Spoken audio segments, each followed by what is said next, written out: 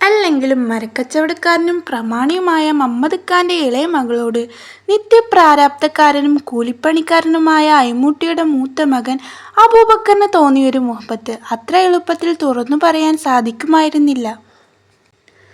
പറഞ്ഞു ഫലിപ്പിക്കുക എന്നത് ഭൂമിയിലെ കണ്ണെത്താ ദൂരത്തോളം പടർന്നു കിടക്കുന്ന കടൽ നീന്തി മറികടക്കുന്നതിലും ബുദ്ധിമുട്ടുള്ള കാര്യമെന്ന് അബൂബക്കറിന് നന്നായി അറിയാമായിരുന്നു.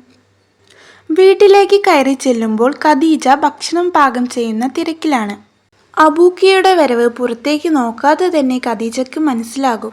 അബൂക്കയുടെ നിഴൽവെട്ടം കണ്ടാൽ ആ നടത്തത്തിന്റെ താളം കണ്ടാൽ മതി ഖദീജയ്ക്ക് മനസ്സിലാകും. വീട്ടിലേക്ക് കയറി വരുന്ന അബൂക്കയോട് ഖദീജ ചോദിച്ചു, "നിങ്ങളോട് സാധനങ്ങൾ വാങ്ങാൻ പറഞ്ഞിരുന്നല്ലോ, മറന്നുപോയോ?" മറുപടി പറയാതിരുന്ന അബൂക്കയോട് അടുപ്പിലെ തീ കൂട്ടുന്നതിനോടൊപ്പം തന്നെ ഇതേ ചോദ്യം ഖദീജ ആവർത്തിച്ചുകൊണ്ടേയിരുന്നു.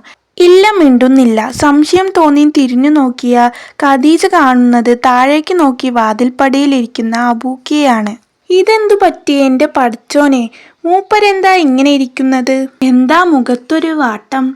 എന്നു ചിന്തിച്ച് ഖദീജ അബൂക്കയുടെ അടുത്തു പോയിരുന്നു. അബൂക്കയുടെ താടി പിടിച്ചു മുഖം ഉയർത്തി നോക്കി. കണ്ണുകൾ കലങ്ങിയിരിക്കുന്നു, അല്ല ചുവന്നിരിക്കുന്നു എന്ന് വേണം പറയാൻ. എന്താ പറ്റിയേ?" ഖദീജ വിങ്ങലോടെ അബൂക്കയോട് ചോദിച്ചു. "ആയിഷ" എന്നു പറഞ്ഞു മുഴുവിപ്പിക്കാതെ അബൂക്ക ഖദീജയുടെ കയ്യിലേക്ക് വീണ് മുഖം പൊത്തിക്കരഞ്ഞു. "പടച്ചോനെ, ആയിഷയോ? ആയിഷയ്ക്കെന്താ? അല്ലാ ആയിഷ!" ഖദീജയുടെ മനസ്സിലൊരു വെള്ളിടി വെട്ടി. അബൂക്കയുടെ മനസ്സ് പിടഞ്ഞാൽ, കണ്ണു നിറഞ്ഞാൽ ഖദീജയ്ക്ക് അത് മനസ്സിലാക്കാൻ പറ്റുമായിരുന്നു. അബൂക്കയുടെ മനസ്സ് വായിച്ചെടുത്ത രീതിയിൽ ഖദീജ മനസ്സിൽ പറഞ്ഞു, "ആയിഷ മരിച്ചിരിക്കുന്നു." ഖദീജ അബൂക്കയെ ചേർത്ത് പിടിച്ചു. അബൂക്ക പൊട്ടി കരഞ്ഞു. ആയിഷയ്ക്ക് ശേഷമാണ് ഖദീജ അബൂക്കയുടെ ജീവിതത്തിലേക്ക് കടന്നു വരുന്നത്. ആയിഷയോടുള്ള അബൂക്കയുടെ ഇഷ്ടം ആദ്യമായും അവസാനമായും പറഞ്ഞത് തന്നോടാണെന്ന് ഖദീജ ഓർത്തു. പണ്ടെപ്പോഴെങ്കിലും ആയിഷയോട് നേരിട്ട് പറഞ്ഞിരുന്നുവെങ്കിൽ ഒരുപക്ഷേ അബൂക്കയ്ക്ക് ഖദീജ ഉണ്ടാവില്ലായിരുന്നു. തനിക്ക് അബൂക്കയെ കിട്ടുകയുമില്ലായിരുന്നു. ആദ്യ പ്രണയം എന്ന് പറഞ്ഞു തന്നെയാണ് ആയിഷയെ പറ്റി അബൂക്ക അന്നവളോട് സംസാരിച്ചിരുന്നത്. കേട്ട നിമിഷങ്ങളിൽ സങ്കടമുണ്ടായിരുന്നുവെങ്കിലും പോയ കാലത്തെ അബൂക്ക അത്ര തന്നെ ഭംഗിയോടെ തികഞ്ഞ ആദരവോടെയും മനസ്സിൽ സൂക്ഷിച്ചിരിക്കുന്നു എന്ന് മനസ്സിലായപ്പോൾ ഖദീജ അത് ഉൾക്കൊള്ളുകയായിരുന്നു. എങ്കിലും ഖദീജ എപ്പോഴും ചോദിക്കും, അവളാണോ അതോ ആയിഷയാണോ വലുതെന്ന്. അബൂക്ക ചിരിച്ചുകൊണ്ട് പറയും, "ഖദീജ, നീ എനിക്കെൻ്റെ ഖദീജ തന്നെയല്ലേ, ആയിഷ വേറെയല്ലേ എന്ന്. ഇപ്പോഴും മനസ്സിൽ നിന്ന് കളഞ്ഞിട്ടില്ല അല്ലേ?" എന്ന് മുഖത്തോട് കുശുമ്പ് നിർത്തിക്കൊണ്ട് തിരിച്ചു ചോദിക്കും. അബൂക്കക്ക് അങ്ങനെ ആയിഷയെ പെട്ടെന്ന് മറന്നു കളയാൻ കഴിയില്ലെന്ന് അബൂക്കയിലേറെ അറിയാം ഖദീജയ്ക്ക്. അല്ലെങ്കിലും നമ്മളിൽ ചില മനുഷ്യരെ ഇറങ്ങിപ്പോകുന്നുള്ളൂ. അവരുടെ ഓർമ്മകളല്ലല്ലോ അവർ നമ്മളിൽ ഉണ്ടാക്കിയ നമ്മളല്ലല്ലോ. മനുഷ്യർക്ക് ഇറങ്ങിപ്പോവാനും ഇറക്കിവിടാനും എളുപ്പമാണ്, ഓർമ്മകളെ ഇറക്കിവിടാനാണ് പാട്. അതൊരു വല്ലാത്ത പാടു തന്നെയാണ്. ആയിഷയുടെ പേരും പറഞ്ഞ് ഇടയ്ക്കൊക്കെ ഇവർ പരസ്പരം തർക്കിക്കുകയുമുണ്ടാകും. സ്നേഹം കൊണ്ടാണ്, വെറുതെ തർക്കിക്കാൻ ഓരോരോ കാരണങ്ങൾ കണ്ടെത്തുകയാണ്.